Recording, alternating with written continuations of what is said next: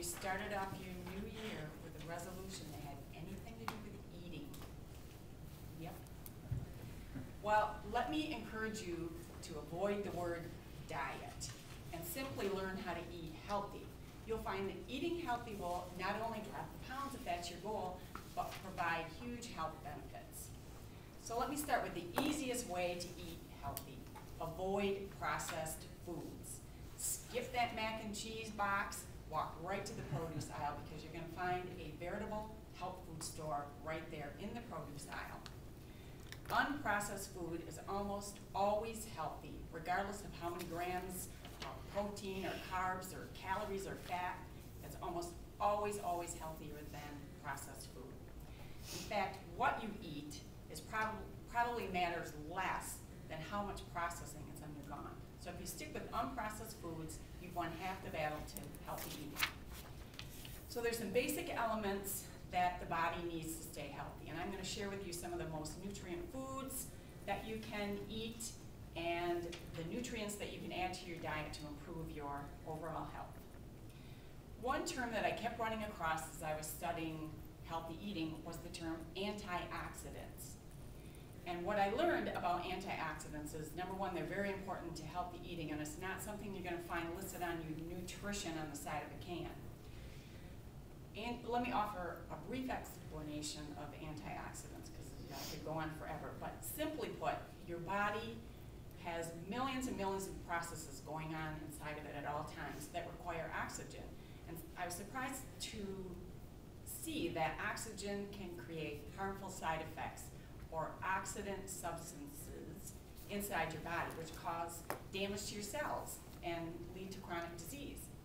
So oxidants, and you might also hear them referred to as free radicals. They're also introduced through external sources such as exposure to sun or pollution or smoking or unhealthy foods.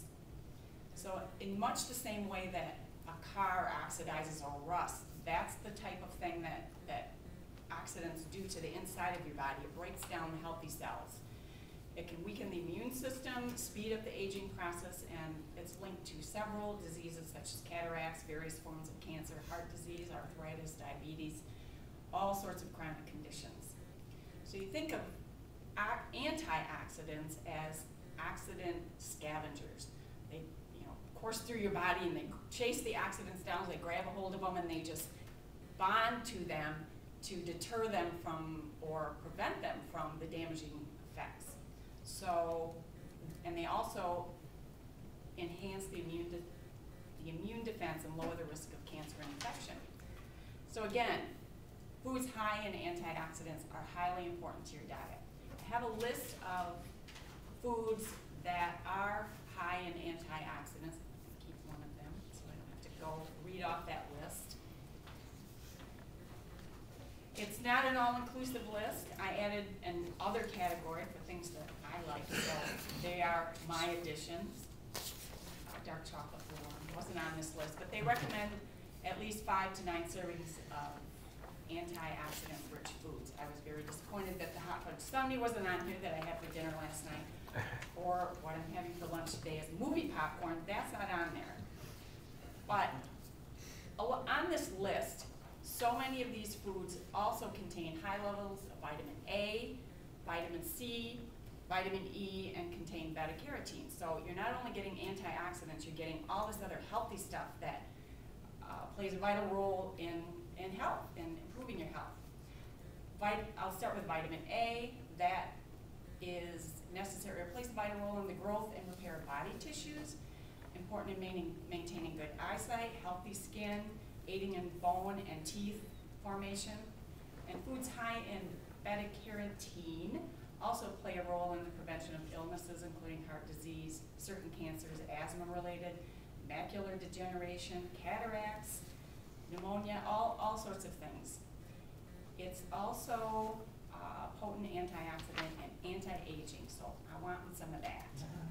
Vitamin C also is in many of these foods, and you can do the research if you have something you want to focus on, like vitamin C improves eyesight, lower cancer risk, better heart health, younger looking outside as well, makes wrinkles less noticeable. It's very surprising.